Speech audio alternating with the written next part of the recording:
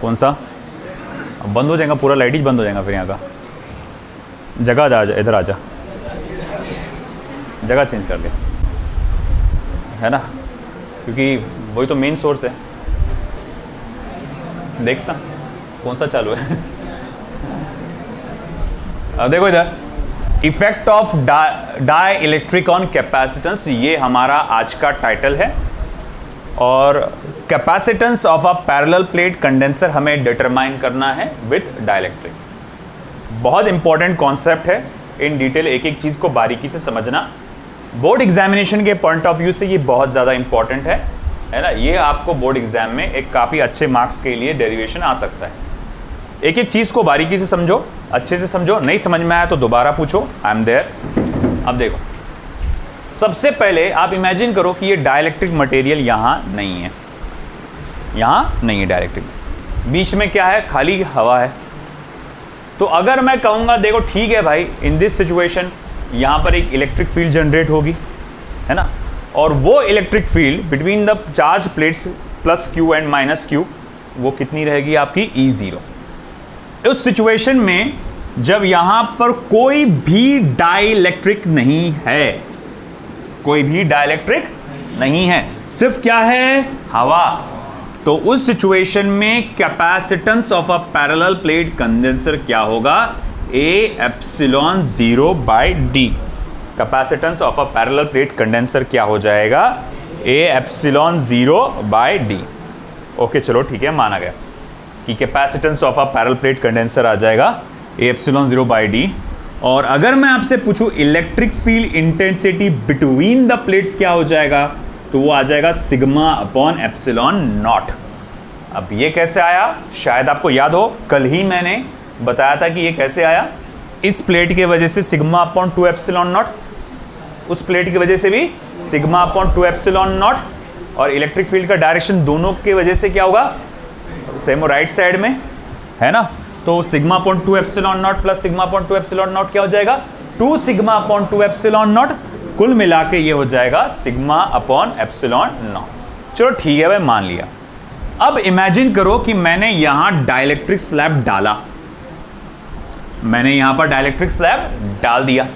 जैसे ही dielectric slab डालूंगा मैं यहां पर, ऑब्जर्वेशन ये होगा कि ये पॉजिटिव चार्ज के वजह से डाइलेक्ट्रिक के निगेटिव चार्जेस इस तरफ आ जाएंगे, और ये निगेटिव चार्जेस की वजह से डाइलेक्ट्रिक के पॉजिटिव चार्ज इस तरफ आ जाएंगे। सर ये कैसे आ सकता है, डाइलेक्ट्रिक तो इंसुलेटिंग मटेरियल रहता है ना, उसमें तो इलेक्ट्रॉन्स अपनी जगह पे फिक्स रहते हैं, वो एक जगह से दूसरी जगह नहीं मूव होते, फिर ये कैसे पॉसिबल होगा।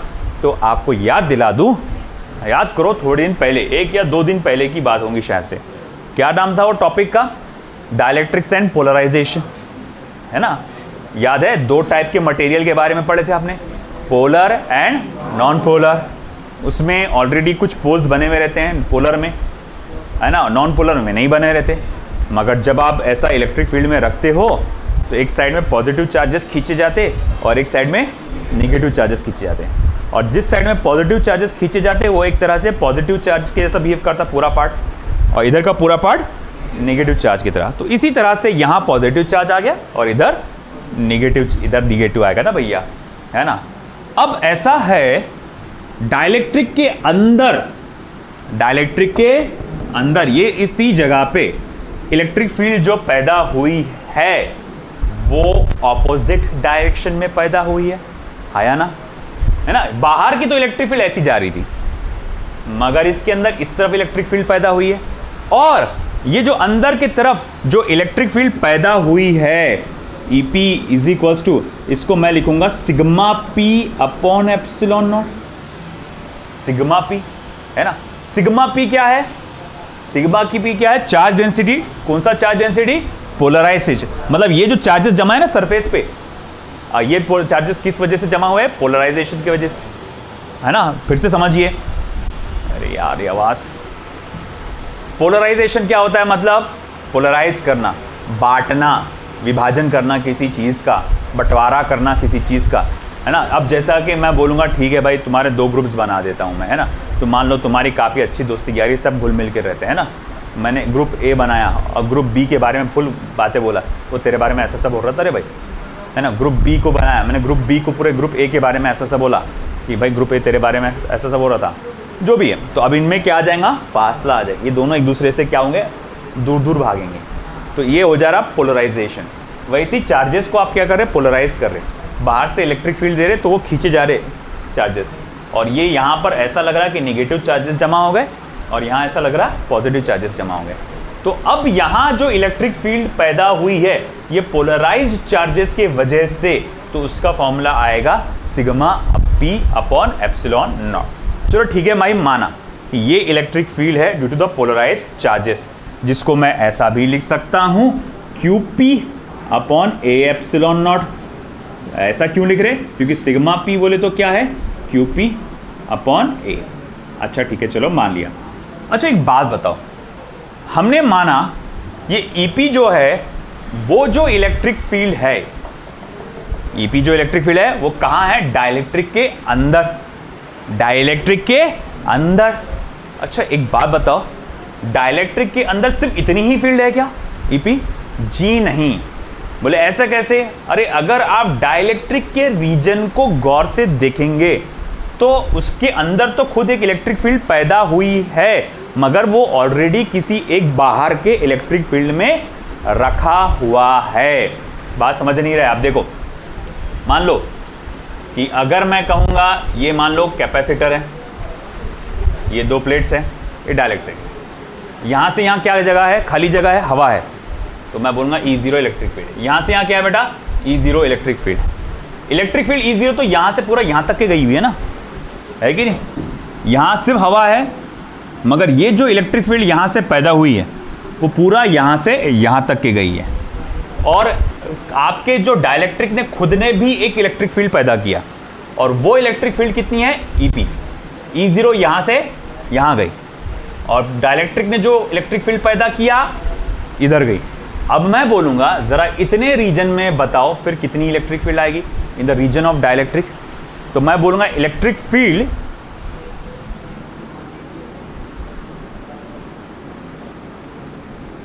इन the region of dielectric is, जिसको मैं E कहूंगा, it is equals to E0 minus EP। तो electric field in the region of dielectric ये कितना हो जाएगा बेटा, E0 माइनस EP। बोले ये समझा नहीं, ये कहां से यार, ये समझ में नहीं आ रहा है ना। अरे भाई देखो ना, यहां क्या है, यहां क्या है, गैप में कुछ है क्या, क्या है, एयर या वैक्यूम। यहां क्या है, एयर या वैक्यूम, यहां कुछ भी नहीं है, खाली जगह है। तो यहां इलेक्ट्रिक फील्ड सिर्फ किसकी रहेगी, E0 की, है ना, हवा, ये मतलब ये डाइलेक्ट्रिक जो बाहर की जो प्लेट्स ने इलेक्ट्रिक फील्ड जनरेट करी सिर्फ उनकी वैल्यू रहेगी। मगर यहां पर दो किस्म की इलेक्ट्रिक फील्ड है। बोले कौन सी, ये बाहर के इलेक्ट्रिक फील्ड के वजह से ये जो चार्जेस इधर उधर हो गए और उन्होंने अपनी खुद की इलेक्ट्रिक फील्ड पैदा कर डाले। अपनी खुद की इलेक्ट्रिक फील्ड कितनी पैदा की उन्होंने, EP। बात समझ रहे क्या आप? हाँ, उन्होंने खुद की इलेक्ट्रिक फील्ड पैदा की EP ऑपोजिट डायरेक्शन में, मगर इसी एरिया से गुजरते हुए जा रहा है कौन, E0 भी। मतलब अगर इस रीजन में इतने टुकड़े में अगर मैं देखूंगा तो मुझे E0 इधर जाता हुआ नजर आएगा और EP इधर जाता हुआ नजर आएगा। डायरेक्शन क्या है, ऑपोजिट। तो इतने टुकड़े में अगर मैं आपसे पूछूंगा कुल मिलाकर इलेक्ट्रिक फील्ड कितनी है इतने टुकड़े में, तो आप क्या कहेंगे सर, वो कितनी है, E0 माइनस EP। आई बात समझ में आपको?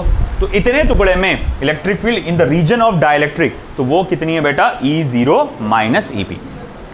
अब शायद आपको याद हो कि भाई देखो E0 माइनस EP, इसे मैं E0 अपॉन K लिख सकता हूं। बोले ये कैसा, अरे ये कैसे पॉसिबल है? अरे याद करो, डाइलेक्ट्रिक पढ़ाते वक्त बताया था, बस इतना है कि लेबलिंग उस वक्त अलग थी, है ना। याद करो उस वक्त इलेक्ट्रिक फील्ड शायद से E एयर करके लिखा था मैंने यहाँ पे, और ये वाले को शायद से E डैश लिखा था ना, ये लिखा था ना, ठीक है ना। तो मैं बोला था डाइलेक्ट्रिक कांस्टेंट क्या होता, E air upon E air minus E dash. याद आया क्या? यही था ना।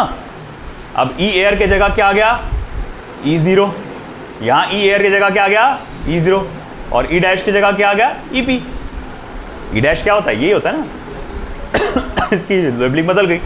तो अब ऐसा है कि देखो, ये तो ऑलरेडी हम पहले पढ़ चुके हैं कि भैया डाइलेक्ट्रिक कांस्टेंट को आप ऐसा लिख सकते हैं, है ना, K इज इक्वल्स टू आपका E0 upon E0 minus EP। तो मतलब E0 माइनस EP को आप क्या लिख सकोगे बेटा, E0 बाय K। तो अगर इसी तरह E0 माइनस EP को मैंने क्या लिखा बेटा, E0 अपॉन K। चलो इसे ध्यान में रखूंगा मैं, और इसे मैं इक्वेशन नंबर 1 करके इस तरह से डिनोट कर देता हूं। चलिए अब बढ़ते हैं हम आगे। ये बात हम लोग ने यहाँ पर नोट करके रख ली है। ओके, अब ऐसा है कि मैं यहाँ पे लिखूंगा therefore E is equals to E0 की वैल्यू जो है वो E0 जैसा सिग्मा अपॉन एप्सिलॉन 0 K आएगा, मगर सिग्मा को तो आप Q लिख सकते हैं, तो Q into A epsilon 0 K, ये E की वैल्यू आ गई। ओके ओके, अब जैसे कि मैं लिखूंगा potential difference between the plates of capacitor. अब मुझे क्या निकालना है, potential difference between the plates of capacitor. Capacitor के प्लेट्स के बीच का पोटेंशियल डिफरेंस निकालना है। तो देखो, अब इसके लिए निकालने के लिए क्या करना पड़ेगा, V equals to electric field E0 या electric field E0 multiply by ये डिस्टेंस। जरा मुझे बताएंगे ये डिस्टेंस कितना आ रहा। 2 मिनट, मुझे एक बात बताओ, ये मान लो पॉजिटिव और ये निगेटिवली चार्ज प्लेट है, यहां पर इलेक्ट्रिक फील्ड E है, ये प्लेट्स के बीच में का डिस्टेंस D है। तो इलेक्ट्रिक फील्ड और इलेक्ट्रिक पोटेंशियल के बीच में क्या रिलेशन रहता है यहाँ पर, E is equals to V by d लिखता हूँ, और V इज इक्वल्स टू, एक minute, E into d, just a moment, 2 minute.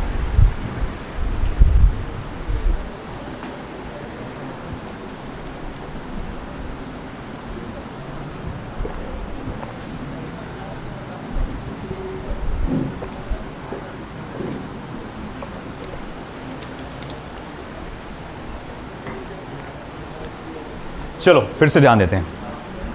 तो हमने देखा हमारे पास 2 प्लेट्स हैं, एक पॉजिटिवली चार्ज है और एक नेगेटिवली चार्ज है। इलेक्ट्रिक फील्ड इधर से इधर जा रही है। इलेक्ट्रिक फील्ड कहां से कहां तक फैली हुई है, डिस्टेंस से D तक फैली हुई है। अच्छा, इलेक्ट्रिक फील्ड यहां से पैदा हुई, यहां तक गई, डिस्टेंस D तक के गई, यहां से यहां तक जाएंगे, पोटेंशियल में जो फर्क आएगा, पोटेंशियल जो डिफरेंस होगा, उसे मैं V से बताने वाला हूं। तो इलेक्ट्रिक फील्ड, पोटेंशियल डिफरेंस और डिस्टेंस में क्या रिलेशन है, electric field is equals to potential difference upon distance between the plates. ये मेरे पास रिलेशन आता है। तो अगर ऐसी बात है तो इलेक्ट्रिक पोटेंशियल का फॉर्मूला क्या बनेगा, electric field into distance between the plates. अच्छा ठीक है भाई, मान लिया। अब मैं बोलूंगा मुझे इस प्लेट के ये हिस्से से लेकर प्लेट के इस हिस्से तक मुझे लगातार इलेक्ट्रिक पोटेंशियल पता लगाना है। प्लेट के इस हिस्से से लेकर प्लेट के इस हिस्से तक लगातार इलेक्ट्रिक पोटेंशियल पता लगाना है ना। तो अब मैं वो कैसे पता लगाऊंगा, तो मैं बोलूंगा कि देखो यहाँ जो इलेक्ट्रिक फील्ड है उसको ये डिस्टेंस से मल्टीप्लाई कर दो। बोले बिल्कुल सही, मगर मैं आपसे पूछूंगा क्या इलेक्ट्रिक फील्ड यहाँ से लगातार ये लेकर यहाँ तक लगातार सेम है क्या? अरे भाई नहीं समझ में आया। फिर से देखो, ये प्लेट है, ये पॉजिटिवली चार्ज है, ये नेगेटिवली चार्ज है। इलेक्ट्रिक फील्ड यहाँ से शुरू हुई, यहाँ पर ख़त्म हुई। इलेक्ट्रिक फील्ड ने कितना सफ़र तय करी, दी डिस्टेंस का। ओके, तो यहाँ से लेकर यहाँ तक पोटेंशियल में डिफरेंस कितने का आएगा, V। उसको कैसा बोलेंगे, E equals to V by d या V equals to E into d, है ना। अब जब मैं बोलूँगा ठीक है, मुझे फिर से यहाँ से लेकर यहाँ तक इलेक्ट्रिक फील्ड पता लगाने की है, हाँ या ना। यहां से शुरू होगी इलेक्ट्रिक फील्ड, यहां पर खत्म होगी। तो इलेक्ट्रिक फील्ड नहीं, सॉरी, इलेक्ट्रिक पोटेंशियल मुझे पता लगाने का है, यानी पोटेंशियल डिफरेंस मुझे पता लगाने का है। अब वो पोटेंशियल डिफरेंस कैसे मैं पता लगाऊंगा? आप कहेंगे सर पिछली बार क्या किए थे, यहां से लेकर यहां तक की इलेक्ट्रिक फील्ड को ये डिस्टेंस से मल्टीप्लाई कर दिए। हाँ बोले बिल्कुल सही। तो सर आप इस बार भी वही करो, यहां से लेकर यहां तक की इलेक्ट्रिक फील्ड को क्या करो, डिस्टेंस से मल्टीप्लाई करो। मगर प्रॉब्लम है, क्या प्रॉब्लम है? अरे यहां देख, इलेक्ट्रिक फील्ड शुरू से लेकर आखिर तक कैसी थी? सेम थी। क्या यहां इलेक्ट्रिक फील्ड शुरू से लेकर आखिर तक सेम है क्या? नहीं। यहां से यहां तक कितना है? E0। यहां से यहां तक E0 minus EP, E0 minus EP। EP तो सिर्फ इसकी है ना, E0 माइनस EP, और यहां से यहां तक E0 है ना। तो मैं बोलूंगा फिर यार मेरे को तो दो टुकड़ों में बताना पड़ेगा, एक एयर के लिए, ये गैप के लिए, और एक ये गैप के लिए, इसके लिए, पार्ट के लिए। तो मैं बोलूंगा अच्छा ठीक है, चल मुझे एक बात बता कि ये पूरा, जैसा कि अगर मैं बोलूंगा ये डिस्टेंस कितना है बेटा, D है, उसमें से अगर ये स्लैब का थिकनेस मैं निकाल दूं, इस स्लैब का थिकनेस अगर निकाल दूं, तो कितना डिस्टेंस बिटवीन द प्लेट्स बच जाएगा? यहां से लेकर यहां तक का डिस्टेंस कितना है? यहां से लेकर यहां तक का डिस्टेंस कितना है? ये प्लेट का जो थिकनेस है वो कितना है? डाइलेक्ट्रिक स्लैब का थिकनेस कितना है? T। अगर ये डाइलेक्ट्रिक स्लैब की थिकनेस वाला डिस्टेंस मैं छोड़ दूं, ये वाला डिस्टेंस मैं छोड़ दूं, तो अब बताओ कितना डिस्टेंस बचा? D minus T. हाँ, D माइनस टी डिस्टेंस बचा, और इस D माइनस टी डिस्टेंस में कितनी इलेक्ट्रिक फील्ड है? E0। तो मैं बोलूंगा इलेक्ट्रिक पोटेंशियल इतनी जगह में कितना रहेगा? E0 multiply bye D minus T, है कि नहीं? आया ना।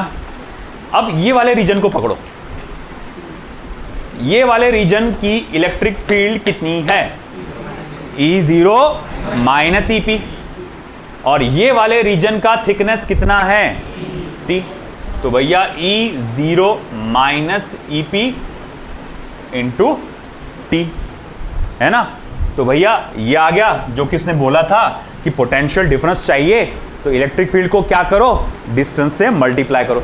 मैंने देखा इतना जो रीजन में हवा है सिर्फ, तो इलेक्ट्रिक फील्ड सिर्फ E0 है, और डिस्टेंस कितना है? D minus T.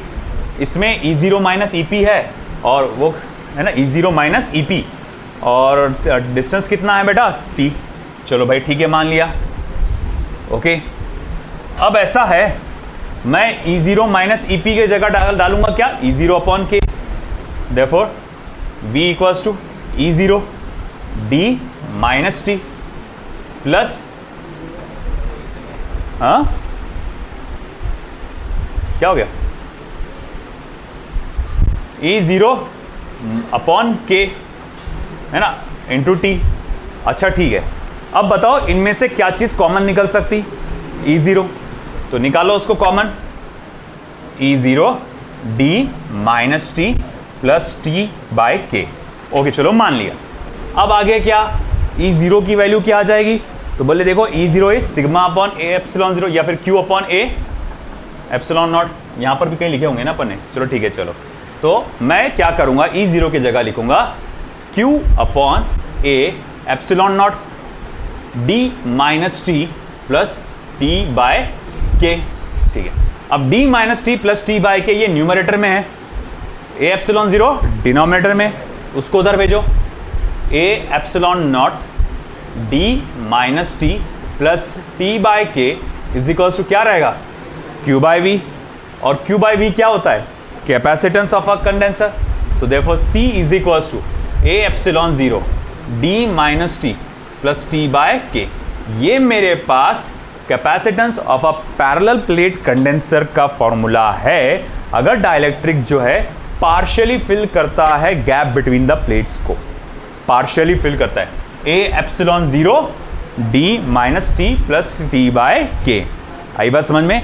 ये पार्शियली फिल करता है, जो जब कंप्लीटली फिल करेगा तो क्या होगा वो सब डिस्कस करेंगे। पहले आप इतना लिख लो, मैं फिर से रिपीट कर दूंगा ये चीज।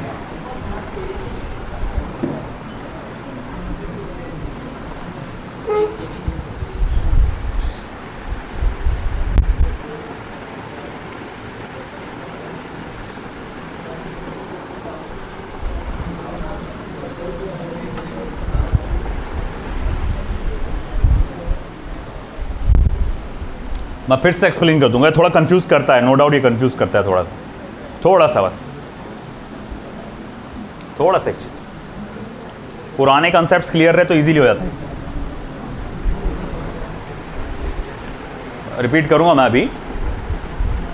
अब ये देखो एग्जैक्ट बोर्ड के थोड़ा सा अपन ने स्टेट बोर्ड के हिसाब से लिए, थोड़ा सा कुछ चीजें ऐसी लगती बेजरूरत थी, ये क्यों निकाले तुमने? फिर सवाल आता ये वाला पार्ट क्यों निकाले,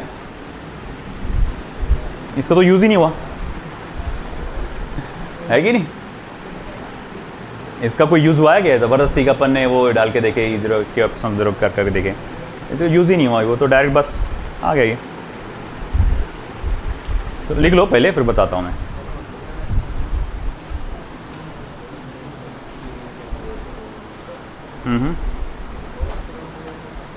कहाँ है?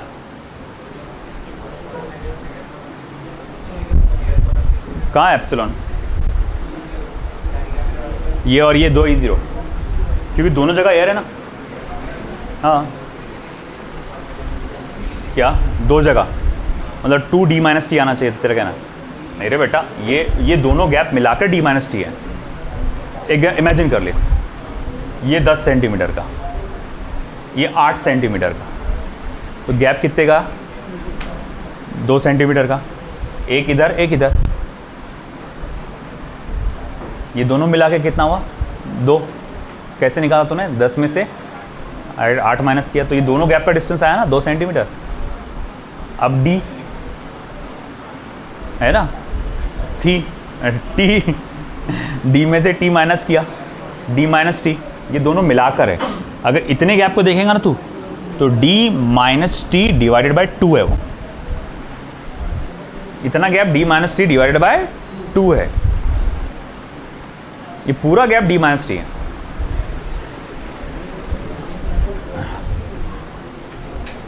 ये बेसिक थीम है इस चीज की, थोड़ा थ्योरी डालना पड़ेगा इसमें। बोर्ड का थोड़ा सा वो है यार, वो क्या करना, मैं तो उसको मतलब चाह रहा था कि एनसीईआरटी के अकॉर्डिंग लूँ पूरा, बट वो कैसा है, वो मामला गड़बड़ हो जाता फिर बोर्ड वाले में, तो कुछ चीज़ों को अपन ना चाहते हुए वैसा फॉलो करना पड़ता अपने को, नहीं तो फिर तुम्हारे मार्क्स पे बना जाएगी वो।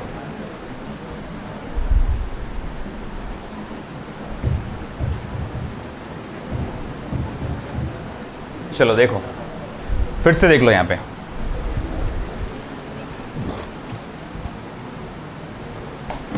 देखो फिलहाल हमने क्या देखा यहाँ पे, हमने देखा कि एक कैपेसिटर है जिसका एक प्लेट पॉजिटिवली चार्ज है, दूसरा प्लेट निगेटिवली चार्ज है, और हमें पता लगाना है कि अगर मैं उसके बीच में कोई डाई इलेक्ट्रिक डालता हूँ जो पार्शियली फिल करेगा, पूरा नहीं भरेगा, थोड़ा सा ही भरेगा, तो कैपेसिटेंस का वैल्यू फॉर्मूला क्या आएगा। सब लोग बेटा गौर से देखें। फिलहाल आप इमेजिन करो कि ये डाई इलेक्ट्रिक स्लैब को मैंने डाला ही नहीं, खालिस क्या है, एयर है बीच में, डिस्टेंस क्या है, d है, मीडियम क्या है, एयर या वैक्यूम होगा, तो परमिटिविटी क्या होगी, एप्सिलॉन नॉट। तो मैं कहूँगा ऐसे सिचुएशन में कैपेसिटेंस क्या होगा। बोलेंगे आप सर ये तो हम कल ही सॉल्व कर चुके हैं, इसका कैपेसिटेंस होता है a एप्सिलॉन 0 बाय d। अच्छा ठीक है, फिर साथ ही साथ मैं ये भी पूछ लूँगा ऐसे सिचुएशन में इलेक्ट्रिक फील्ड इंटेंसिटी क्या होगी। मान लो इलेक्ट्रिक फील्ड इंटेंसिटी E0 है, sigma upon epsilon not Q upon epsilon 0। चलो मान लिया। अब इमेजिन करो मैंने डाई इलेक्ट्रिक स्लैब बीच में डाला। जब डाई इलेक्ट्रिक स्लैब बीच में मैं डालता हूँ तो क्या होता है, इस इलेक्ट्रिक फील्ड के असर से अगर मैं अंदर झांक के देखूंगा तो जो डाइपोल्स है वो ऐसे अलाइन हो जाते हैं, है ना, सारे के सारे डाइपोल्स ऐसे अलाइन हो जाते हैं। डाइपोल का निगेटिव चार्ज वाला हिस्सा इधर आ जाता है और डाइपोल का पॉजिटिव चार्ज वाला हिस्सा इधर आ जाता है, जिसमें जैसे देखने में ऐसा लगता है कि यहाँ पर निगेटिव चार्जेस जमा है जिसकी वैल्यू इतनी इतनी है। देखने में ऐसा लगता है, सच में वहाँ पर जमा नहीं होते, और देखने में ऐसा लगता है कि यहाँ पर पॉजिटिव चार्जेस जमा हुए हैं, है ना, जिनकी वैल्यू इतनी इतनी है। ठीक है ना, तो हमें देखने में ऐसा लगा। तो भाई ठीक है, तो डाइलेक्ट्रिक का ये हिस्सा पॉजिटिव चार्ज, डाइलेक्ट्रिक का ये हिस्सा नेगेटिव चार्ज। और जो डाइलेक्ट्रिक के अंदर जो चार्जेस ऐसे अलाइन हो गए, एक साइड में पॉजिटिव चार्ज, एक साइड में नेगेटिव चार्ज, तो ये सब मिलकर डाइलेक्ट्रिक ने अपनी खुद की एक इलेक्ट्रिक फील्ड पैदा की, जिसकी वैल्यू क्या है, EP। कितनी है, EP, जो इस डायरेक्शन में है। मगर मैं जब देखूंगा कि इलेक्ट्रिक फील्ड E0 पूरा यहां से लेकर यहां तक फैली हुई है, पूरा यहां से लेकर यहां तक E0 शुरू से लेकर आखिर तक फैली हुई है ना। अब चलो माना इलेक्ट्रिक फील्ड यहां से लेकर यहां तक फैली हुई है, मैं बोलूंगा इस हिस्से में E0 इलेक्ट्रिक फील्ड है, मगर इस हिस्से में, डाइलेक्ट्रिक स्लैब के हिस्से में इलेक्ट्रिक फील्ड कितनी है। आप कहेंगे डाइलेक्ट्रिक स्लैब के हिस्से में इलेक्ट्रिक फील्ड आएगी E0 माइनस EP। बाहर की इलेक्ट्रिक फील्ड E0 इधर गई और अंदर से जो पैदा हुई इलेक्ट्रिक फील्ड EP इधर गई, तो कुल मिला के इलेक्ट्रिक फील्ड E है वो कितनी आ रही है बेटा, E0 माइनस EP है कि। चलो माना E0 माइनस EP को मैं E0 अपॉन K लिख सकता हूं। आप कुछ सोच रहे होंगे सर ये कैसे पॉसिबल हुआ, तो मैं फिर से बता दूं। कहां बताऊं, इधर देखो क्या होता है। आपको लास्ट टाइम याद होगा कि हमने इस तरह से पॉजिटिवली चार्ज प्लेट्स लिए थे, है ना, और ये निगेटिव चार्ज प्लेट्स थे। मैंने कहा था इमेजिन करो पहले यहाँ कुछ भी नहीं है, तो इलेक्ट्रिक फील्ड क्या रहेगी, E एयर। बाद में आपने क्या करे, यहाँ पर डाइलेक्ट्रिक स्लैब डाल दिए, तो उसके वजह से जो इलेक्ट्रिक फील्ड पैदा हुई, शायद से ED आई थी या E डैश आया था, जो भी आया था ED था, है ना। तो यहाँ पर इलेक्ट्रिक फील्ड कितना हुआ, ED। ये इलेक्ट्रिक फील्ड कहाँ पैदा हुई, डाइलेक्ट्रिक स्लैब के अंदर।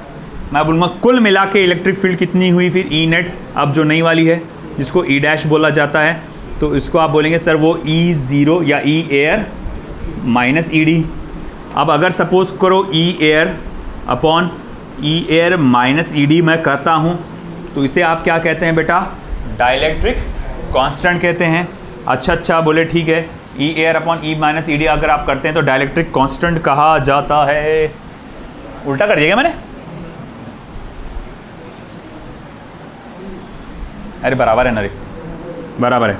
यहाँ पर E, अच्छा इसी जगह पर यहाँ पर E एयर के जगह E0 आया, है ना, माइनस आपका इलेक्ट्रिक फील्ड जो डाइलेक्ट्रिक में पैदा हुआ उसको EP कहा गया।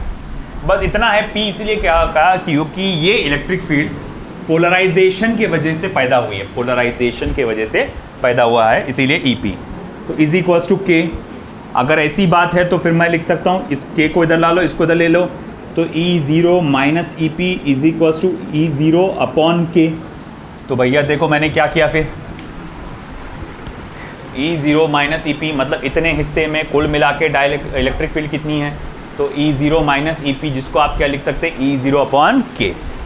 अब मुझे यहाँ से लेकर यहाँ तक potential difference between the plates निकालना है। उसके लिए क्या करना पड़ेगा, इलेक्ट्रिक फील्ड को डिस्टेंस बिटवीन द प्लेट से मल्टीप्लाई करना पड़ेगा, या इलेक्ट्रिक फील्ड को जिस दूर तक इलेक्ट्रिक फील्ड फैली हुई है वो डिस्टेंस तक से मल्टीप्लाई करना पड़ेगा। ठीक है, चलो मान लिया। मैं बोलूँगा देखो यार ये इलेक्ट्रिक फील्ड तो यूनिफॉर्म नहीं है, उसकी वैल्यू लगातार बदल रही है। यहाँ पर इलेक्ट्रिक फील्ड E0 है, यहाँ पर भी इलेक्ट्रिक फील्ड E0 है, मगर यहाँ पर जो इलेक्ट्रिक फील्ड है E0 माइनस EP है। तो ठीक है, बोले पहले ये हिस्सा देखो कितना है, देखो ये डिस्टेंस D है, ये थिकनेस T है, D में से T को माइनस करो, बचा क्या फिर, D माइनस T। तो D माइनस T में कितनी इलेक्ट्रिक फील्ड फैली हुई है, E0। तो electric potential E0 D minus T। फिर मैं बोलूँगा अच्छा अब ये पकड़ो, यहाँ इलेक्ट्रिक फील्ड कितनी है, E0 माइनस EP, है ना। अब यहाँ पर फिर इलेक्ट्रिक फील्ड अगर E0 माइनस EP है, कितने डिस्टेंस में फैली हुई है, इंटू T। ठीक है, चलो मान लिया। अब आगे क्या, E0 माइनस EP को क्या लिख सकते, E0 बाई K। E0 को निकालो बाहर, निकाल दिए, बचा क्या, D minus T plus T by K। अब आगे क्या, E0 को Q अपॉन A एप्सिलॉन 0 लिख सकते हैं, हाँ लिख सकते हैं। A एप्सिलॉन 0 इधर आया, D minus T plus T by K इधर आया, V नीचे आया, Q बाई V जो कि क्या होता, कैपेसिटी ऑफ अ कंडक्टर। तो capacity of a conductor is A epsilon 0 D minus T plus T by K। ये मेरे पास फॉर्मूला आ गया। अब इमेजिन करो कि भैया आपका जो डाइलेक्ट्रिक मटेरियल है वो पार्शियली फिल्ड नहीं है, पार्शियली फिल्ड नहीं है, ये ऐसा छोटा सा पार्शियली फिल्ड नहीं है, वो पूरा का पूरा भरा हुआ है, पूरा गैप में भरा हुआ है ना। If the dielectric slab was completely filled, if the dielectric slab was completely filled, तो अब क्या होगा भैया, D और T की वैल्यू क्या हो जाएगी, सेम हो जाएगी, हाँ या ना। और D और T की वैल्यू सेम हो गई तो ये और ये पार्ट कैंसिल हो जाएगा, और स्मॉल t की जगह क्या लिख सकते तुम फिर D, और K चला जाएगा ऊपर। तो C इज इक्वल्स टू, चलो ठीक है जान दे, A एप्सिलॉन 0 K बाई डी, ये मेरे पास फॉर्मूला आ जाएगा, है ना। C is equals to epsilon 0 K by डी, ये फॉर्मूला आ जाएगा। अब देखो यहां पर सबसे पहली इक्वेशन देखो, A epsilon 0 by D, C 0, यानी capacitance of the parallel plate condenser, जब बीच में कुछ भी नहीं था, खाली हवा थी, तो मैं इसको क्या लिख सकता हूं, C is equals to C0 के। अब इसमें C0 बड़ा कि C बड़ा, C बड़ा रहेगा ना। C0 को K से मल्टीप्लाई करने में तुमको C मिल रहा ना, तो कौन बड़ा, C। अब C0 क्या है बताओ, C0 है capacitance of the parallel plate condenser with air between the plates. C क्या है, capacitance of the parallel plate condenser with dielectric medium between the plates. बड़ा कौन, C। इसका मतलब ये बीच में मटेरियल डालने से हमारा फायदा हुआ कि नहीं हुआ, कैपेसिटी बढ़ गई ना। अब तुम पहले से ज़्यादा चार्ज स्टोर कर सकते ना, इसीलिए नहीं कि तुमको बस सताने के लिए डाइलेक्ट्रिक मीडियम डाला उसने कि देखो तुम्हारे लिए प्रॉब्लम्स खड़ी कर देता मैं, है ना। वो इसलिए डालते हैं ताकि तुम्हारा कैपेसिटी बढ़ सके, तुम ज़्यादा से ज़्यादा चार्ज स्टोर कर सको। तो इसीलिए इसका कंक्लूजन ये निकल के आएगा कि it increases the charge storing capacity, है ना। The insertion of dielectric slab increases the charge storing capacity. तो मैं यहां लिख देता हूं वो part, insertion of dielectric slab increases charge storing capacity. ये हमारी चार्ज स्टोरिंग कैपेसिटी को बढ़ा देता है, इसीलिए डाइलेक्ट्रिक स्लैब को डाला जाता है ना। अब मतलब जितना तुम अच्छा डाइलेक्ट्रिक डालोगे, जितनी ज़्यादा डाइलेक्ट्रिक कांस्टेंट वाला तुम डाइलेक्ट्रिक डालोगे, उतनी कैपेसिटी बढ़ेगी, है ना। अब दुनिया में जितना अवेलेबल था तुमने डाल दिया, है ना, जो मैक्सिमम था अब तक के तुम डाल चुके, मगर फिर और कैपेसिटी बढ़ाने का मुझको, इतने से इंसान कभी बस बोलता क्या, इनफ हो गया मेरे लिए, हाँ, है ना। मान लो तेरे को 100 करोड़ रुपए दे, तो बोलेंगे बस और दे सकते हो, चलेंगे, बोलेंगे। फिर ज़्यादा लालच, है ना। अब जैसा अभी थोड़ी दिन के पहले की बात है, अराउंड 2 हफ्ते पहले की बात, जैसे बीच में बताएं, स्टॉक मार्केट का बता रहा था मैं, सीखना चाहिए। मैंने क्या किया मालूम क्या, मैंने पर्टिकुलर शेयर लिया, 3000 रुपये का फ़ायदा हो गया, हाँ 3000 रुपये फ़ायदा हो।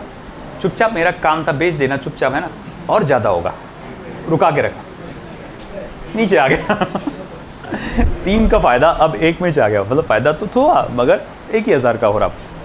अब वो इतना इंतज़ार किया मैंने, फिर 1 महीना इंतज़ार किया, वापस से वो घड़ी आई ही नहीं अभी तक के। इसीलिए इंसान कभी बस बोलता क्या नहीं, उसको होना ही छोड़ना। तो अभी तो कैपेसिटी हो गई अचीव, मगर और अभी रिसर्च चालू है, और कैपेसिटी कैसी बढ़ाया जा सके, और कैसी बढ़ाया जा सके।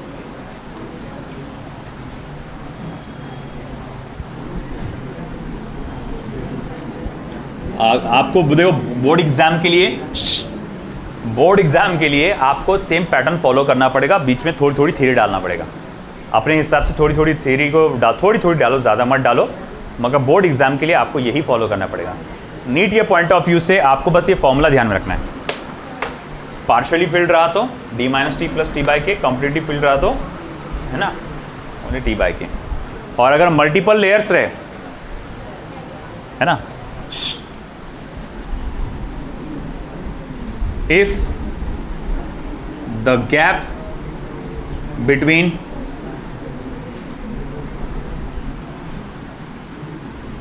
if the gap between plates of capacitor is filled with multiple dielectric slab of thickness T1, T2, Tn and dielectric constant K1, K2, Kn, then capacity is given by, बातें नहीं बेटा इधर, C is equals to A epsilon 0 D minus T1 plus T2 plus plus Tn plus T1 upon K1 plus T2 upon K2 plus plus Tn upon Kn.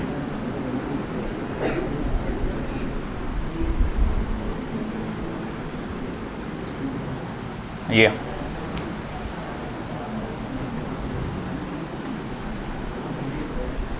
बातें नहीं,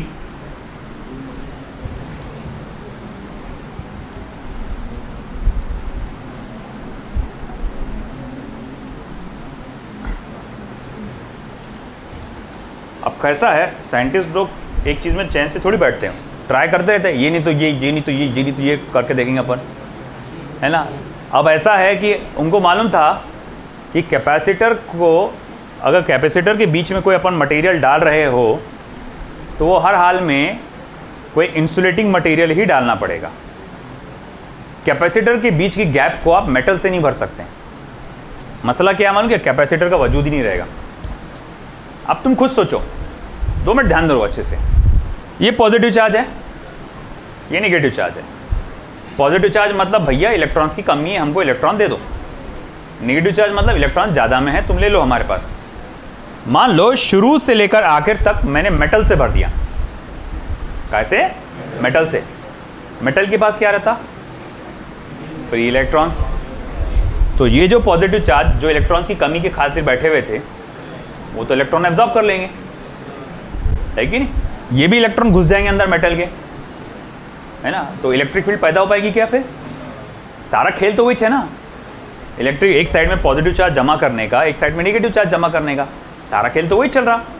अगर तुमने metal डाल दिए शुरू से लेकर अंदर तक, तो वो अंदर जो मेटल के जो इलेक्ट्रॉन्स है वो क्या करेंगे, है ना, ये पॉजिटिव चार्ज के साथ अटैच होकर न्यूट्रलाइज कर देंगे उसको, इलेक्ट्रिक फील्ड गायब। तो इसीलिए आप डायरेक्ट नहीं भर सकते। मगर क्या है, साइंटिस्ट लोगों को चुल रहती, ट्राई करके देखेंगे कुछ। उन्होंने बोले कि डायरेक्ट ठीक है ना, पूरा नहीं भर सकते ना, पार्शियली फिल करके देखते ना अपन।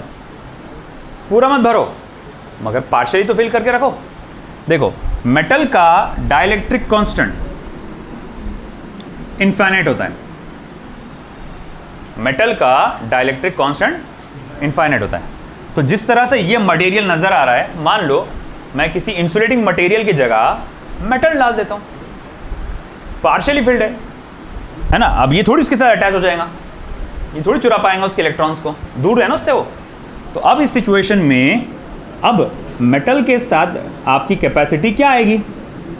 ए एप्सिलॉन 0 है ना, D minus T plus T upon के। के है ना वहाँ पे डिनोमिनेटर में, टी बाय के। के का डाई वैल्यू क्या है? इनफाइनाइट। तो टी अपॉन इनफाइनाइट क्या हो जाएगा? 0। तो मतलब ये पार्ट पूरा का पूरा पार्ट 0 हो जाएगा। बचेगा क्या? सिर्फ डी माइनस टी। तो अगर कोई मेटल आ जाता है इसके अंदर, तब का कैपेसिटेंस क्या हो जाता है? D minus T. आई बात समझ में? लिख लो ये भी।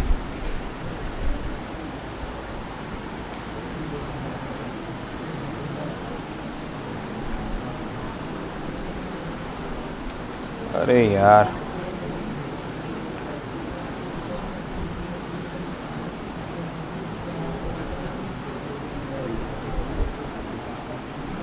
तो सारे क्वेश्चंस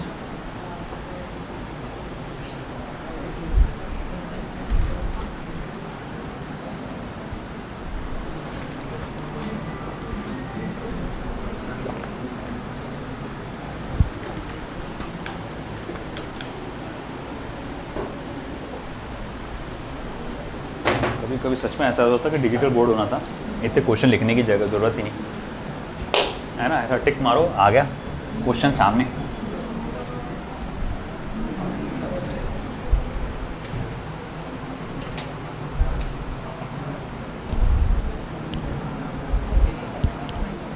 एक क्वेश्चन ले रहा हूं जो स्टेट बोर्ड का है।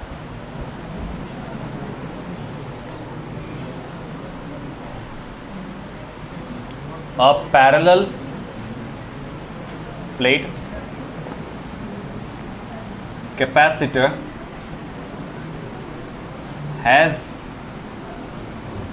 an area of 4 centimeter square and a plate separation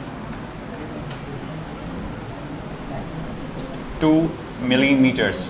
Full stop. First, calculate its capacitance. Second,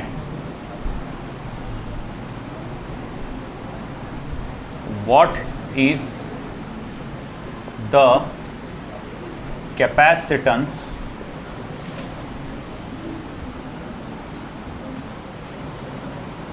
if the space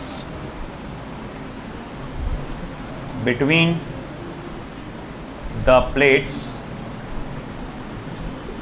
is completely filled with dielectric of value 6.7.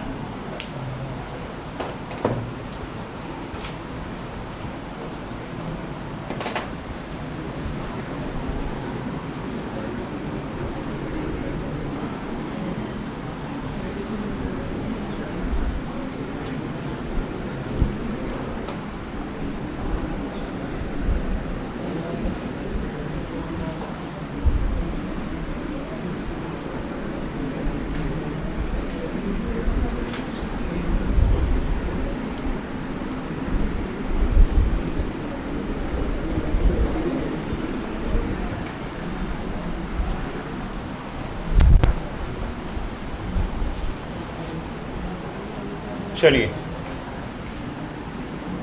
आसान सा क्वेश्चन है। एरिया ऑफ द प्लेट्स जो है 4 centimetre square, यानी कि 4 into 10⁻⁻⁴ metre square है।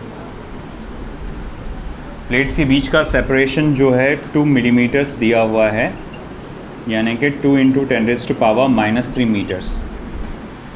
सबसे पहले कैपेसिटेंस विद एयर आपको निकालना है, बाद में कैपेसिटेंस विद डाइलेक्ट्रिक आपको निकालना है।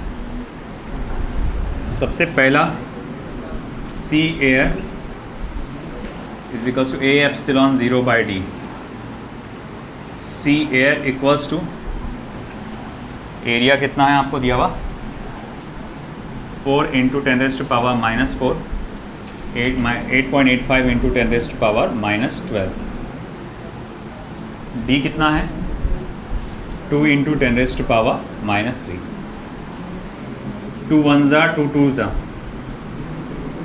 देखो सी एयर 8.85 को 2 से मल्टीप्लाई करिए, देखिए कितना आ रहा 2 5s are 10 0 कितना आ रहा 17.70 10⁻⁻⁻4 -4 -12 -16 में से 3 गया -13 10⁻⁻13 फैरेड। एक डेसिमल अंदर दूंगा मैं तो 1.77 इंटू 10⁻⁻12 फैरेड, जिसको मैं लिख सकता हूँ 1.77 पिको फैरेड। ये सी एयर की वैल्यू आ गई। और सी डाइलेक्ट्रिक, ये आसान है, C dielectric is nothing but C air multiply by dielectric constant, यानी कि 1.77 पिको फैरेड को आपको मल्टीप्लाई करना पड़ेगा 6.7 से। 6.7 ही है ना, हाँ देखो कितना आ रहा हो, 1.11 नहीं, 11.8 होगा, 11.8। 118 कैसे हो रहा है? 1.77 को 6.7 से मल्टीप्लाई कर रहे है ना, 11.859 यानी 86 पकड़ लो पिको फैरेड,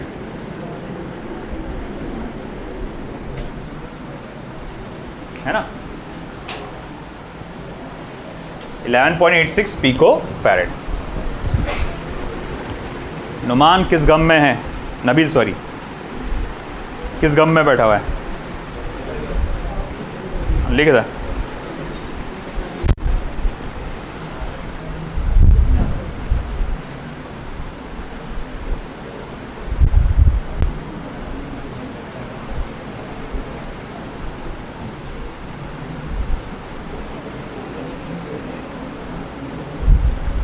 लिखिए नेक्स्ट, ये भी स्टेट बोर्ड का है। In a capacitor 2 microfarad, not 2, 20 microfarad, comma the distance between plates is 2 mm, full stop. If a dielectric slab of width 1 mm and dielectric constant 2 is inserted between the plates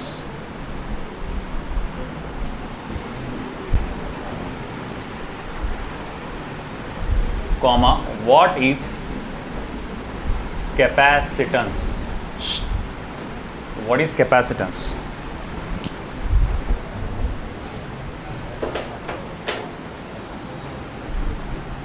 तो एक capacitor है जिसकी value already 20 microfarad दी गई है। I think ये कब का होगा? जब मीडियम एयर होगा बीच में। 20 माइक्रोफैरेड यानी 20 × 10⁻⁻6 farad. Distance between the plates is 2 mm, 2 millimetre यानी 2 × 10⁻³ मीटर। स्लैब की थिकनेस 1 mm यानी कि 1 × 10⁻³ मीटर। डायलेक्ट्रिक कांस्टेंट की वैल्यू 2 इंसर्ट किया गया बिटवीन द प्लेट्स। अब नया वाला कैपेसिटेंस क्या होगा? अगर आपको नया वाला कैपेसिटेंस चाहिए तो A∈0 d - t + t/k, ये फॉर्मूला चाहिए। अगर मैं इसमें गौर करूँगा तो मेरे पास क्या क्या है? मेरे पास d है, मेरे पास t है और k की वैल्यू भी है। मेरा मसला क्या रहा है? A∈0। A∈0 नहीं है, कोई बात नहीं, C एयर दिया हुआ है ना, उससे A∈0 निकल जाएगा। देखो C air is equals to क्या होता है? A∈0/d। देखो A∈0 क्या हो जाएगा? C air × d। देखो A∈0 is equals to C air कितना है बेटा? 20, d से मल्टीप्लाई करोगे तो वो हो जाएगा 40 × 10⁻⁻9। यूनिट्स नहीं डालता मैं इसको, ऐसे ही रहने देता। 40 × 10⁻⁻9, ये तुम्हारे पास A∈0 की वैल्यू आ गई। अब ये वैल्यू डाल दो जरा, है ना। तो therefore C is equals to A∈0 की जगह 40 × 10⁻⁻9। d की वैल्यू बेटा 2 mm, 2 mm यानी 2 × 10⁻³ 1 mm, ठीक है। तो 2 - 1 + 1/2 और mm का 10⁻³ मैंने कॉमन में निकाल लिया, है ना। अब देखो बेटा यहाँ पे t -1 2 - 1 कितना होता, 1 1 + 1/2 क्या होता, 3/2 3/2 का 2 रहेगा नीचे, 3/2 का 3 रहेगा नीचे, 2 चला जाएगा ऊपर, तो ये हो जाएगा 80/3 इंटू 10⁻⁻6 फैरेड, यानी कि 80/3 माइक्रो फैरेड। यहीं छोड़ देता हूँ मैं इसको, है ना। मगर स्टेट बोर्ड में जब तुम सॉल्व करोगे तो 80/3 को सॉल्व करना, लिख दो भैया क्या आता है 80/3, देख लो 26.67 माइक्रो फैरेड। क्योंकि एक ऐसा सिचुएशन हुआ लास्ट टाइम, एक जो स्टूडेंट आया था 26.67 है ना, जस्ट एक स्टूडेंट था, वो बताया नहीं था आपको, शायद डिस्कस किया था मैं, एक अब्रॉड का था कोई तो स्टूडेंट, हाँ, तो उसने यही गड़बड़ किया था एक प्रॉब्लम में, उसने सिर्फ रेशियो डाल के छोड़ दिया था। और जो एग्जामिनर्स है वो एक्सपेक्ट करते हैं कि भैया ये पूरा सॉल्व हो जाए बोर्ड एग्जाम में, ये रेशियो नहीं चलता उनको, नीट में चलता अपने वो, तो उनको पूरा एक्सपेक्टेशन था। तो उसके 1 मार्क या आधा 1 मार्क गया उसका, इसके अंदर गया वो, उसको चाहिए था 90+ मार्क्स, वो 89 या कुछ उसका मार्क्स स्कोर था उसके अंदर, 86 89, उसको 95 के आसपास स्कोर लाना था खींच खाच के, नहीं निकल रहा था। एक आध जगह थोड़ा बड़ा था बस मार्क, 1-2 मार्क का था चांसेस, बाकी पूरा कहीं चांसेस नहीं था। तो ये चीज़ें हैं कि बोर्ड एग्ज़ाम वाले ध्यान रखें कि ये रेशियो आ रहा तो उसका आगे सॉल्व करें, सॉल्व करके इसको लिखें।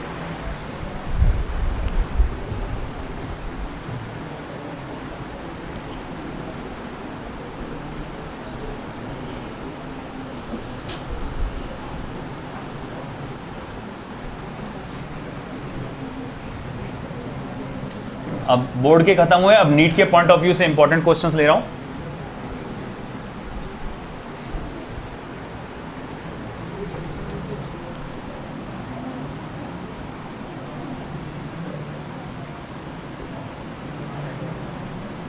A parallel plate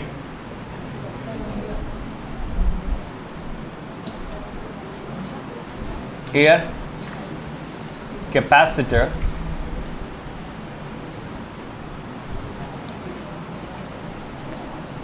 has rectangular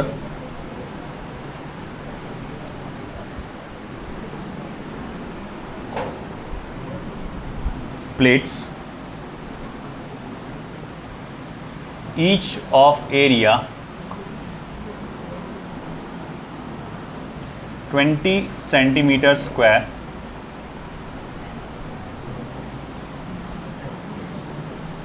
and separated by a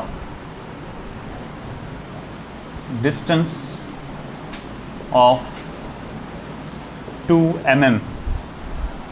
Full stop. Separated by a distance of 2 mm.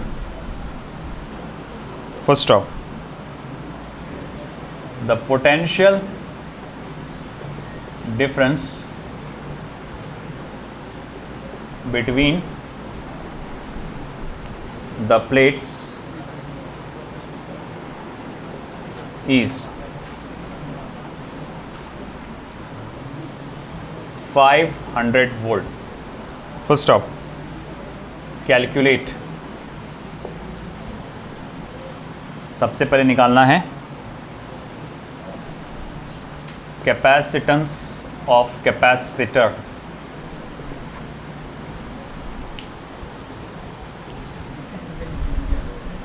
Capacitance of capacitor. Second, charge on each plate, हर एक प्लेट पे का चार्ज. तीसरा, इलेक्ट्रिक फील्ड इंटेंसिटी.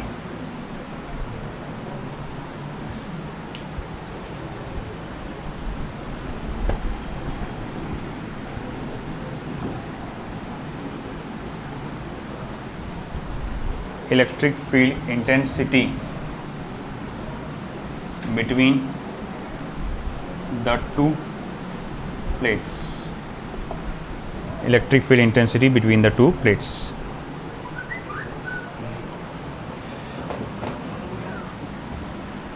थोड़े अरे होशियार हो।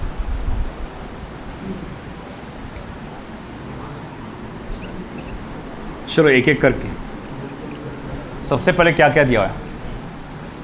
एरिया दिया हुआ है 20 centimetre square, 20 into 10⁻⁻⁴ metre square. Distance between the two plates 2 mm, 2 into 10⁻³ metre. Potential difference 500 volt. सबसे पहले कैलकुलेट करना है कैपेसिटेंस A∈0/d। एरिया है 20 into 10⁻⁻⁴, 8.85 into 10⁻⁻12 upon d। Distance between the two plates is 2 into 10⁻⁻3। 2 1s are 2 10s are। तो देखो कितना हो रहा हो, 8.85 -4 और ये हो जाएगा -3 -12 -12 फैरेड। ये 10 और 10⁻⁻⁴ ये हो जाएगा 10 का पावर -3 और 10 का पावर -3 और ये 10 का पावर -3 कैंसिल हो जाएगा, बस ये बचेगा। तो ये हो गया C 8.85 पिको फैरेड। दूसरा, charge on each plate Q is equals to CV। अरे भैया C is equals to Q/V है, तो Q इक्वल्स टू क्या हो जाएगा CV। 8.85 into 10⁻⁻12 multiply by 500। जरा बताएंगे कितना आता कैलकुलेशन?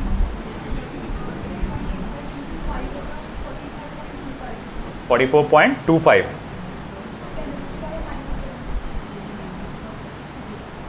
मतलब 4.425 10⁻⁹।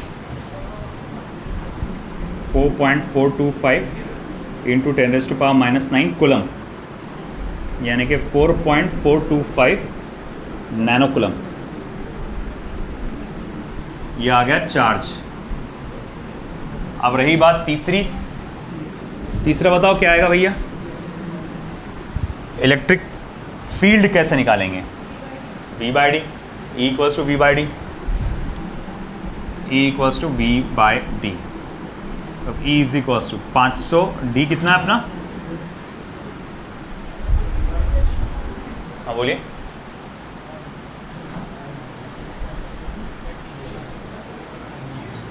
AC तेरी 2 इंटू 10⁻⁻3। 500 divided by 2 250। 250 इंटू 10⁻+3। तो E is equals to 250 into 10⁻+3 volt पर मीटर। हम भी खुश, अब काय का होता।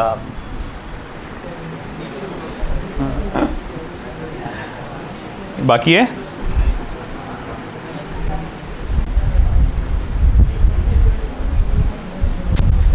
चलो लिखो।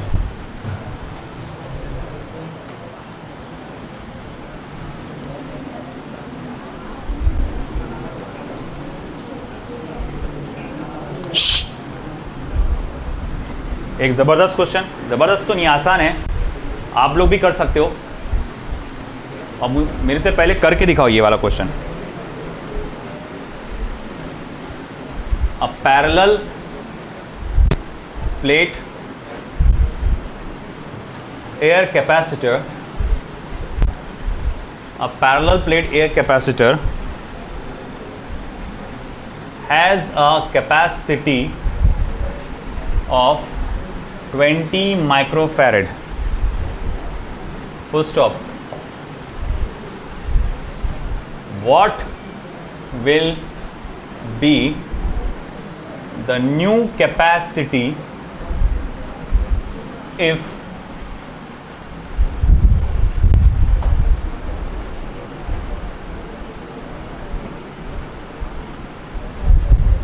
first condition, distance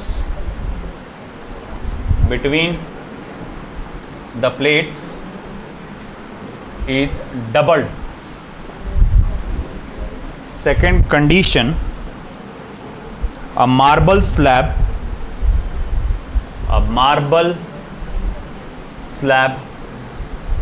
of dielectric constant 8 is inserted between the plates. चलो करो सॉल्व.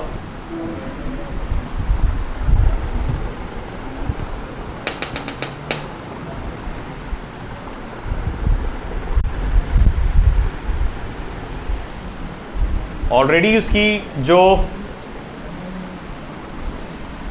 इलेक्ट्रिकल कैपेसिटेंस की जो वैल्यू है वो दी गई है कि 20 माइक्रोफैरेड है, मगर कैपेसिटर में मैंने छेड़छाड़ किया. पहले क्या छेड़छाड़ किया मैंने? बोल क्या छेड़छाड़ किया मैंने? अबे इंडेक्स देख रहा है, इंडेक्स में क्या है? बोलो. पहला 10 आ जाएगा. क्या करे आपने? डिस्टेंस डबल कर दिया ना. अरे भाई चेंज क्या हुआ? सिर्फ डिस्टेंस चेंज हुआ. देखो सॉल्यूशन, जो जो चीज़ दी गई है वो लिख लो. एक ही चीज़ दी गई है, 20 माइक्रो फैरेड. पहला नया वाला कैपेसिटेंस. देखो पुराना वाला कैपेसिटेंस अगर देखा जाए तो वो उसका फॉर्मूला होगा ए एप्सिलॉन 0/d. अब नया वाला कैपेसिटेंस क्या होगा? नए वाले डिस्टेंस के साथ. अब आपने सिर्फ एक चेंज लेकर आया बेटा, डिस्टेंस को तुमने डबल कर दिया है. जो पुराना डिस्टेंस था d की जगह अब क्या आ गया? 2d आ गया. मगर आप गौर से देखेंगे इतना पार्ट अभी भी सेम है, पुराने वाले के बराबर.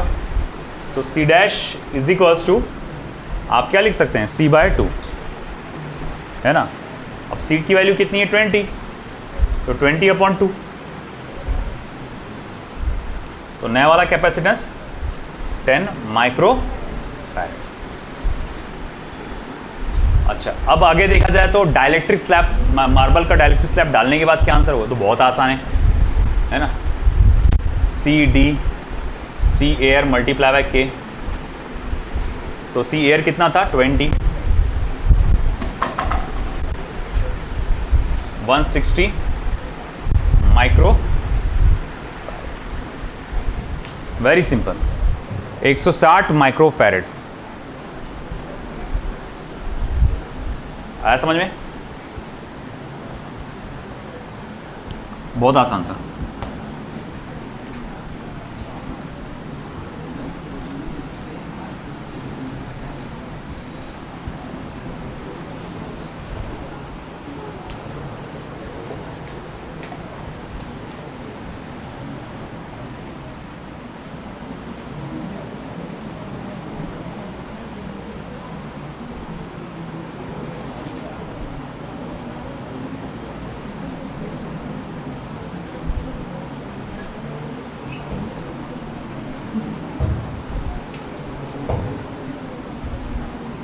चलिए एक जबरदस्त question.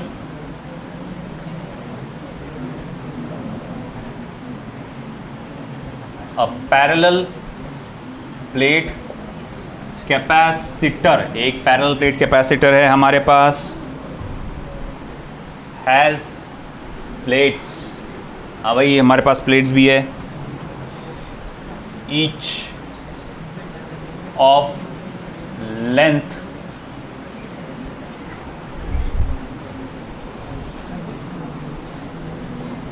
20.0 centimetre and breadth 10.0 centimeter.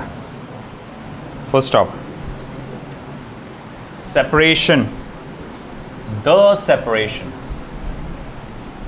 The separation between the plates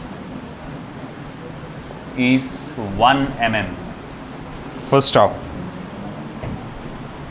first चीज़ जो आपको निकालना है, calculate the potential difference, calculate the potential difference between the plates, plates के बीच का पोटेंशियल डिफरेंस कैलकुलेट करिए। If 1 nanocoulomb charge is given to capacitor, अगर 1 नैनोकूलम का चार्ज दिया जा रहा है कैपेसिटर को,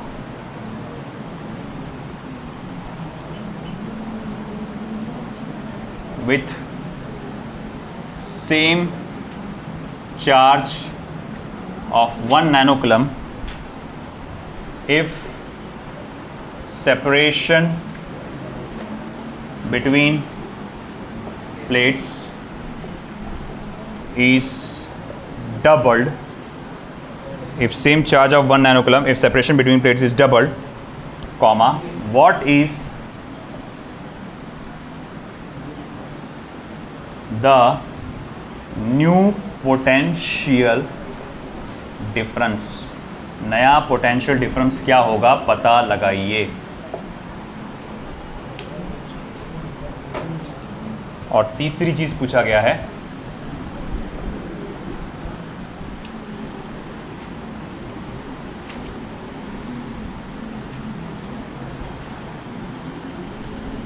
calculate electric field between the plates, plates के बीच में का इलेक्ट्रिक फील्ड भी पता लगाइए।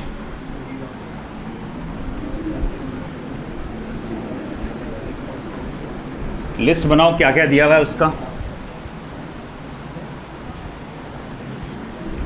A parallel plate capacitor each of length 20 centimetre and breadth 10 centimetre. तुमको नहीं लग रहा तुमको उसने इनडायरेक्टली एरिया दे दिया? डायरेक्टली नहीं दिया, इनडायरेक्टली दिया उसने। लेंथ और ब्रेथ दिया ना प्लेट्स का, रेक्टेंगुलर प्लेट्स का, तो एरिया आएगा लेंथ इंटू ब्रेथ, यानी 20 मल्टीप्लाई बाय 10 यानी 200 सेंटीमीटर स्क्वायर, यानी 200 इंटू 10⁻⁻⁴ मीटर स्क्वायर, यानी 2 इंटू 10⁻⁻2 मीटर स्क्वायर। ठीक है। Separation between the plates is 1 mm। Amjad,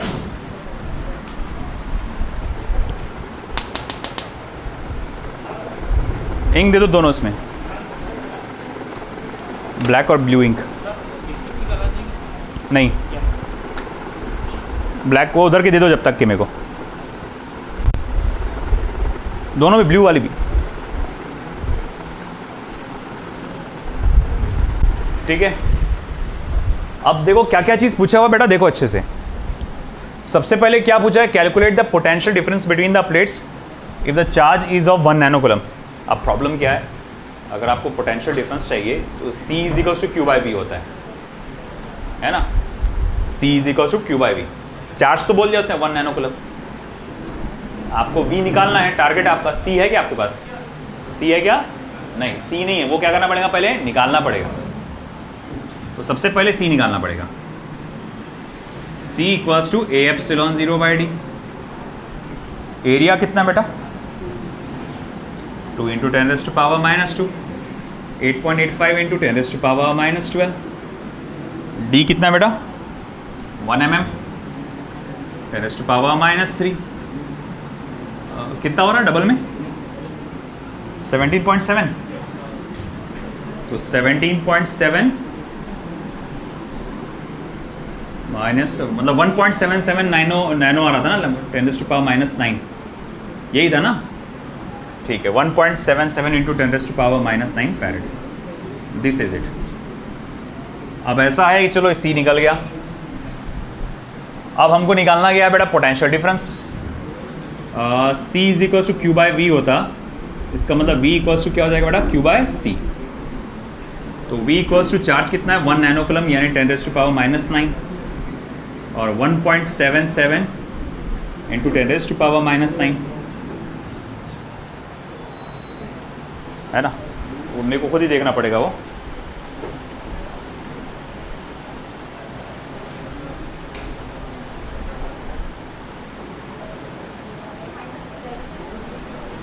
कहाँ पे 11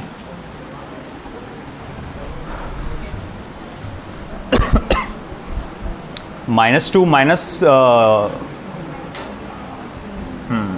-11 हो रहा हो।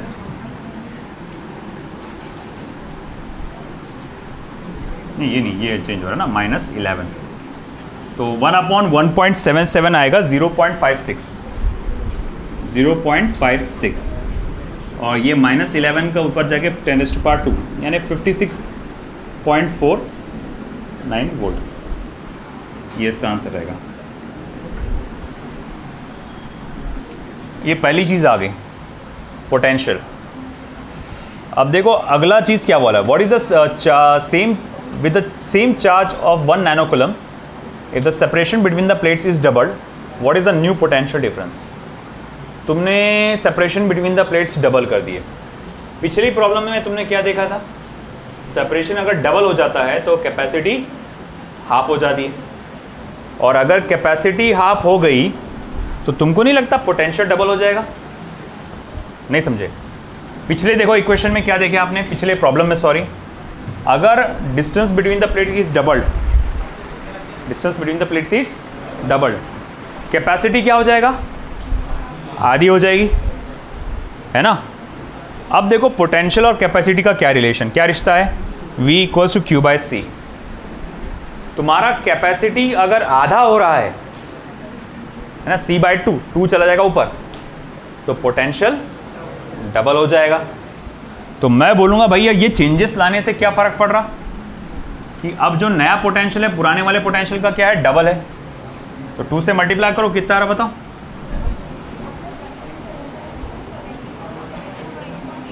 अरे यार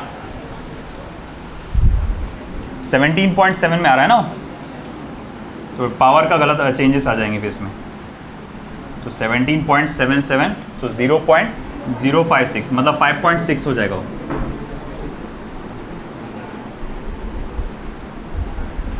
$5.649, चलो ठीक है। उसको करो मल्टीप्लाई, कितना हो रहा, 11 पॉइंट समथिंग होगा, 11.2 वोल्ट। बात समझे कि नहीं समझे। अब रही बात इलेक्ट्रिक फील्ड की। इलेक्ट्रिक फील्ड की वैल्यू क्या होती है, E = V/D। V कितना है, पुराना वाला चाहिए अपने को, 5.649, ठीक है ना। डिवाइडेड बाय D की वैल्यू कितनी है, 1 mm, 10⁻⁻3। तो 5.649 10⁻+3 वोल्ट पर मीटर, ये आ गई इलेक्ट्रिक फील्ड।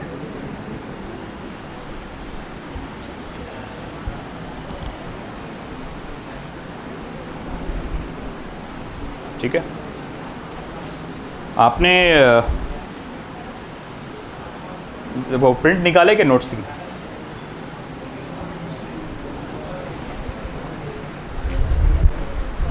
हाँ ठीक है ना, कोई बात नहीं ना।